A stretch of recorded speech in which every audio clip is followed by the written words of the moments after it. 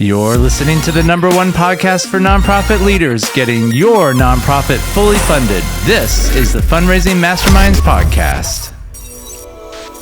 One of the worst things you can do is say, I'm kind of picturing a building, maybe two of some recovery homes, but how much space do you need? I have no idea. How much is it going to cost to build the buildings? I have no idea. You know, they just have this like vague, that's not what we mean by creating a 5-year vision. If someone gave you a check for $100,000 today, how would you spend it today? And you have to know exactly what you're going to do with it.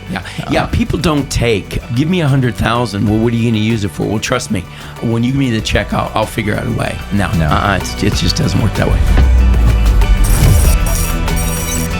Well, hey there. Welcome back to another episode at the Fundraising Masterminds Podcast. We are super excited, as always, that you are here with us, and today is no exception. If you're tuning in today, it is January 1st. January 1st. Can you believe it? 2025. And last night, I had a great time playing board games with my family.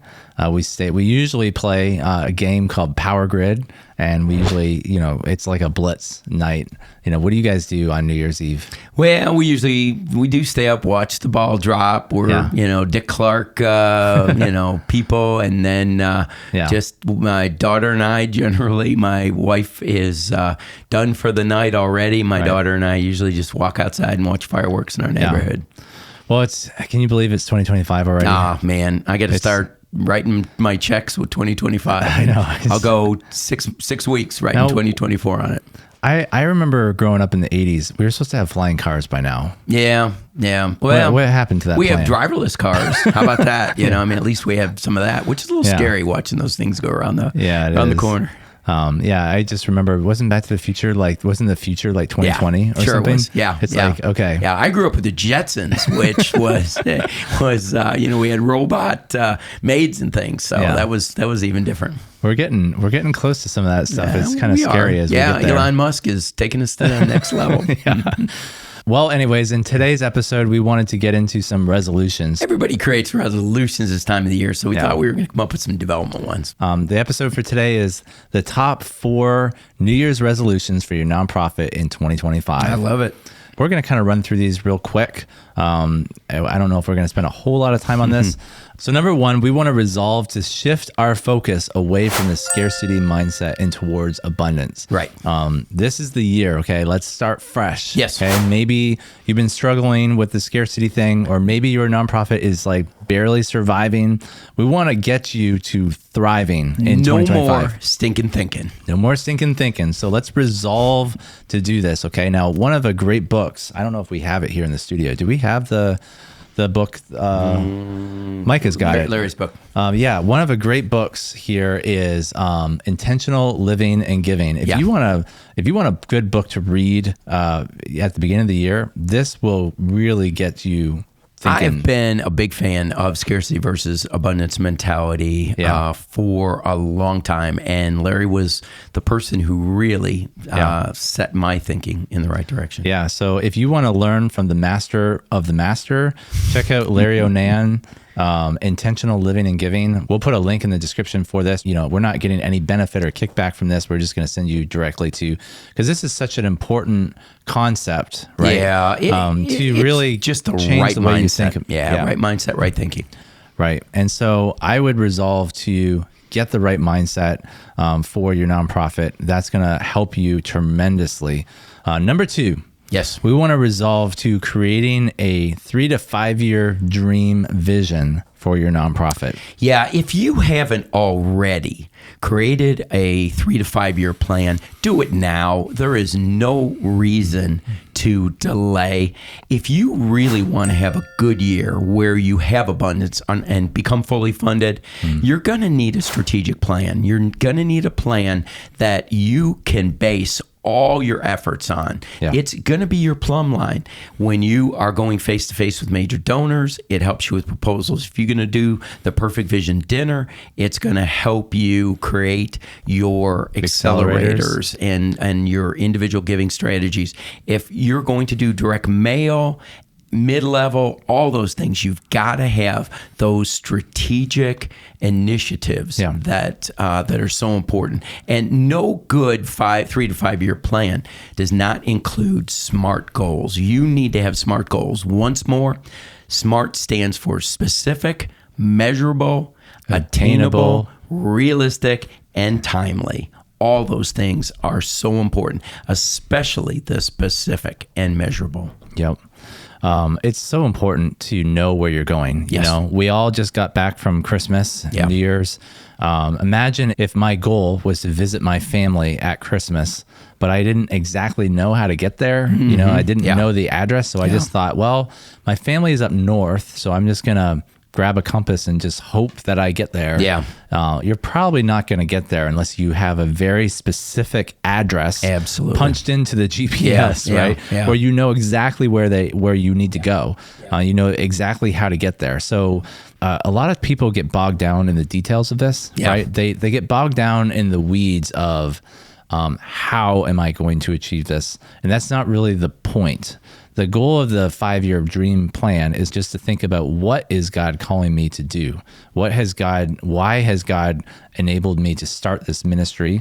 And what is God putting on my heart to do? There's 2 parts to this, right? So part number 1 is praying and just spending time with the Lord and asking him to give you a vision for what 5 years down the road could look like. Seeking his direction. You know, for me, I remember doing this with my organization, Reaching the Heart of Zambia, and we really kind of concluded that in the next 5 years, we'd really like to see a fully funded private school get started where kids could come off the streets and get the education they need from a biblical perspective to get their lives turned around. So that's the 3 to 5 year vision. Jason, you shared with me the other day some very specifics. Why don't you share that with our listeners? I don't think it's wrong. Right. I think it will help people. So then, you know, drilling down into that is, well, how is that actually, like, what are specific, measurable, obtainable, realistic, timely things that we can do to actually achieve that goal, right? And that goes down into, well, we need to teach 7 grades. We have about 300 to 400 kids that we're ministering to. Right. These are kids that are vulnerable. They've lost parents due to AIDS. They are living on the streets, or they're living with an uncle, or they're living in an abusive situation. So they really have no direction, right? So we're trying to give them direction. Right. And so we've created 7 classrooms, or 7 grades, I'm sorry. Mm-hmm. And ideally, we'd like to have a specific classroom for each grade. You know, we don't want to be having everyone in the same room or rotating them all around. So and each classroom is going to cost how much? Right. So in Zambia, you know, to build the building standards are significantly different than in America, right? So it only costs about $25,000 to build a classroom. Okay. And so you multiply that 25,000 times 7, right? We've got ourselves a specific goal, right? And you can even break it down, price per classroom, right? Or you could combine, like, this year we're going to do 3 classrooms. Next year we're going to do, so that would be one specific measurable goal. We know how long it takes to build a classroom. We know how much it costs. And we know the time frame we can do it in. Another one, you're going to need teachers, right? Yeah. Another one is we need teachers for every class now in Zambia. It doesn't, the cost of living is significantly less. So we've averaged that, we can hire a teacher for about $10,000 a year, which in our standards is insane. But for them, that's pretty for good them. Money. Most people living in the area that we're ministering to, they're living off of $1 a day. Yeah. That's standard. So $800 a month that's a pretty good salary. Yeah. Getting, paying them what we'd be paying them would be a lot for them. And we're trying to balance this. We don't want to pay them too much, right? Because then it creates different problems. But we want to pay them well compared to where they're at. Yeah. So $10,000 a year per teacher would get us to $70,000. So that's a very specific, measurable goal, right? And then the third thing that I would say is specific and measurable is that we want to create a security wall around the property. Right. And believe it or not, we've gotten quotes for this because I thought we could have done this a couple of years ago. But because it's concrete and because it needs to be high and it needs to go around the whole property. It needs to actually be secure, It's it's about $80,000 to $90,000, believe it or not. Per wall? No, just for the whole thing. For all 7 walls? Yeah, well, there's property, and all the buildings are inside the property. So just to put a wall around the whole property, it's a couple acres. Got it. But it's a big job, but it's expensive. Yeah. And so that's another one of our major goals is we want to build out, but then we also want to secure the premise.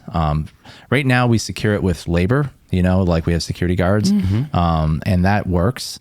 But ideally, building a security wall would be even better for the kids. But that goal, once again, you're not going to try and eat the elephant all at once. So you've probably got that broken out. How many classrooms you want to build the first year, second year, third year, fifth year? Right. So this is like a 3 to 5 year dream. Right. We if God could move mountains, he could do all this in a year. Yeah, he could do it this month. Right.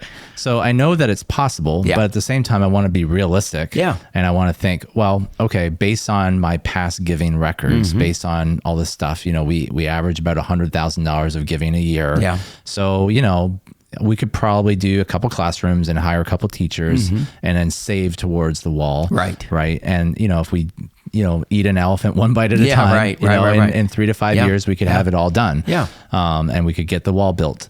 But I want to be mindful that, someone could write a check for $100,000 today, and, then that just accelerates our vision. Yeah. Well, what I love about it is that if you want, you could go into a business man or woman and have the total plan and say, hey, if you could do this today, we could take care of all this with one check today. Right. But if all you're able to do is help purchase one classroom or one teacher in classroom, I love it because you can buy the whole thing or just buy components. Right. So that's and it's scalable, right? And so that's what we mean by having a vision.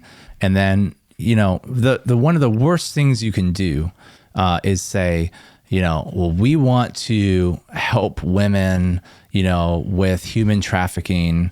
And I have this vague idea of like some property somewhere. I'm kind of picturing a building, maybe 2 of some recovery homes, but I don't exactly know. Like if you ask some questions like, well, how much space do you need? I have no idea. How much is it going to cost to build the buildings?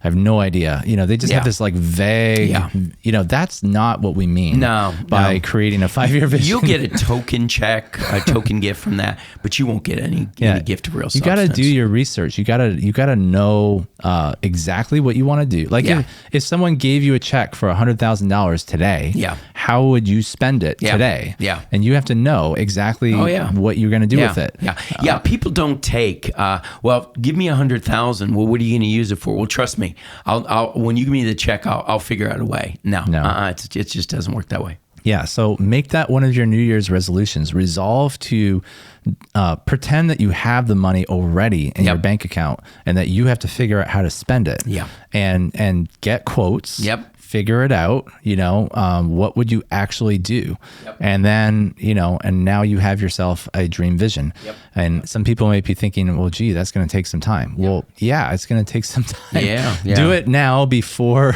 you get too busy with work and too far into the year. Yep. So number 3, let's resolve to immerse your board in development training. Oh man, Jason, wouldn't that be a dream? I can't tell you how important that is. I come in and help so many different ministries. They'll say, Jim, give me your opinion on, on our organization, how we can improve it, and how can we better our board. Yeah. Time and time again, I find that board members are recruited, they're brought on, and they know nothing about their responsibility in development. We know that a board member has a fiduciary responsibility. They are responsible for being good stewards of resources, but we think that is spending money wisely. And it is. It does include spending money wisely, but it also includes them owning raising money. And so board members can't say, gee, Jim, thanks for, I love my responsibilities as being a board member, but I'm washing my hands of raising. That's your responsibility, executive director. Nope, that's a cop-out. Their responsibility is they're to help to set the direction in development and to play a key role. They need to be owners in development. We often talk about the L.I.F.E acrostic, right? Labor, influence, finances, and expertise. Yes. You want to have your board members have a good balance. Of all four of those things, right? So often the mindset of a board is, well, this is why we hired an executive director. Right. The executive director, a development person even. Right. And so our job as a board is to have a board meeting and to hear from the executive director all the wonderful things that they're doing, and then we're going to just make a couple of suggestions, and then they're going to do everything we suggest. And we'll take care of spending the money. You take care of the raising the money. Right. And that's not true. Yeah, and that's the totally wrong mindset of a board. So if your board is functioning like that, then resolve to immerse your board in proper development training, because this is one of the most important things that can really turn your organization around. And we've talked a lot about Larry Onan's book. Right. Getting your board to read that book could be very eye-opening. Right. Do you have any other resources that you could mention? Well, there really are. help? I mean, there's a handful of books that I really like and really recommend. Now, we're going to put this, so don't worry about pulling out a pen and paper. We'll put this in the description, possibly even offer it in a PDF. But one book that I really like a lot, just generally from Development Understanding and Principles, Development 101 by John Frank. It's a tremendous book on understanding the basics of development. Yeah. The second one is Donors Are People Too, by Timothy Smith. All these books can be found in Amazon. Great book. Mega Gifts by Gerald Panis. Gerald Panis is probably considered the guru of major donor relations, and he's a prolific author. But this is one of his best major mega gifts. If you want a book on real practical principles, there's a book. It's not just about the money by Richard Perry and Jeff Sheffield. Terrific book on practical principles. Of course, you just mentioned it a minute ago, Intentional Living and Giving by Larry Onan. This series will be coming up fairly soon on that. So keep an eye open for those are 5 good books that kick off your new year. Yep. And again, just find one of those and buy a copy for every board member and say, hey, I'd really love you guys to drill into this. Let's talk about it at the next board meeting. Right. Yeah. I think when you go into a board meeting and you say, you guys are doing it all wrong. I've been listening to Jim and Jason and they said we need to be doing this and you guys just are not right. You need to step up. You need to step up. That's just going to create animosity and you want to encourage them through education, right? So, hey, I just read this book, or hey, I just listened to this podcast. What do you think? And ask them to listen to it, and let's talk about it. You may even read a chapter each board meeting. In other words, they read it, you come in, you discuss it for 15, 20 minutes. What are the highlights? And then move on to the rest of the board meeting. Right. So some good podcast episodes we've done, and these are actually really popular. Episode 15 of the Fundraising Masterminds is called Roles and Responsibilities of a Board. Yeah. So we go into a lot of depth on, what are the roles and responsibilities of a board. And these are the kind of things you can share with your board, and then you maybe even discuss those at the board meeting. Literally just send them a YouTube link of, us discussing the roles and responsibilities of a board and say, what do you think of this, guys? Yeah, let's discuss it next board meeting. Then episode 45, 9 ways your nonprofit board members should be involved in fundraising. That was a really big episode, and we've got a lot of good feedback from that one. One of our most popular, if I remember right. A lot of people coming back saying, wow, I had no idea my board should be doing this. Yeah. And they're not doing this, and we should be doing this. Or they're doing 1 or 2 of the 9. Yeah. So when we're saying, resolve to immerse your board in development training, we don't have a course on board members or anything. Not yet. We might create one, but we've done 2 podcast episodes about it to get the ball rolling, and we've suggested 5 books you could read, and that will more than get you started on your journey to getting best practices in your board. Number 4. Resolve to focus your efforts on your critical few. Absolutely. So we always talk about focus on the 20% who give 80% of the dollars. Right. And it's so important. Yeah. You're going to get the biggest return on your investment from your critical few. If you just resolve to spend more time this year building relationships, getting to know those people, their heart, their passion, where they are at with things, you're going to make a major difference in your efforts. So focus in on that critical few and doing it right now. Well, the best part about that is we do actually have a new program called Major Donor Mastery. Yes. And Major Donor Mastery, we launched it last year. It specifically is talking about how do you develop relationships with major donors, with major partners. So more like you've got the critical few, which might be some mid-level people mixed with some major people. But how do you develop those mid-level people into major donors? How do we take them to the next level? So in Major Donor Mastery, it's actually it's not quite as intensive as the Perfect Vision Dinner. The Perfect Vision Dinner, we're like walking you through the process for 20 weeks, and we're holding your hand, and we're doing all this stuff. Major Donor Mastery is just a normal video course. It's more self-paced. It's a self-paced. You can buy it anytime. You can take it anytime. But we go into a lot of detail. How to find a major donor, how to court a major donor, how to ask for a major donor gift, what to do once you get the gift, how to respond if the person says no, if the person says maybe, if the person says later, all those things. And then how to create reports and to follow up to get the second and third and more gifts. And there's everything. The course is not geared towards large organizations or small. There's something for everybody. So whether you're just getting started, whether you've been around for 10 years, or whether you're a huge national organization, there's something in this program for everybody. And again, coming from 40 years of experience with development. Jim, let me ask you this question. Sure. What's the largest major donor check that you were responsible for in your development efforts? Well, I've had a number of checks where someone strokes out a check for $1 million. Wow. And it's pretty neat to see the one, and then, because there's a lot of ones that I've seen from 1 to 1,000 to 100,000. When someone writes the word million on there, that's really, really a special check that you get. Wow. And I know there's a lot of people listening that could only dream about, even getting $1 million through 10 years of work, but you've seen $1 million checks been written after. And in fact, I actually saw one come through, wasn't responsible for it, but for 17 million, that's a nice gift to get.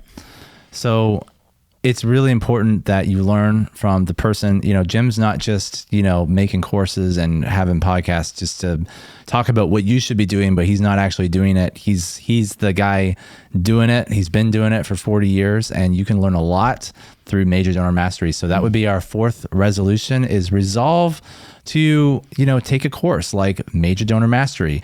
It's a very practical thing you can do. We'll put a QR code on the screen. You can scan that or look it up in the description.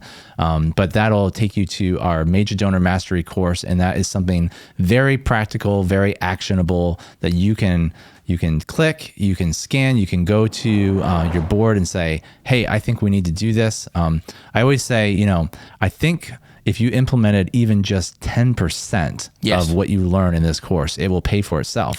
Because the beauty of this course is we're teaching you how to get major gifts. Right. It'll so more than pay for it. One person, your first appointment, you could pay for it multiple times over. Right. So it's definitely worth the investment. And those are 4 resolutions that you can make in 2025 Let's that recap will really this, Jason, ratchet it up real quickly.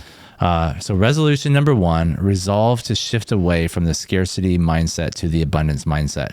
Resolution number 2, resolve to create a 3 to 5 year dream vision that has actionable SMART goals.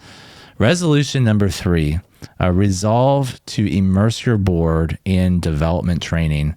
And resolution number 4, resolve to focus on your critical few by taking the Major Donor Mastery course. Perfect steps for starting off 2025. Wow, I can't wait for January 2nd to kick off and start to get these resolutions myself. Well, there you have it. If you found this to be super helpful, and if you're listening to our podcast, but you're not subscribed, go ahead and just click that subscribe button. Let us know in the comments if there's any resolutions that you would be doing that we maybe didn't mention. We'd love to hear from you on that. And as always, thank you for listening, and we'll see you next time. Take care.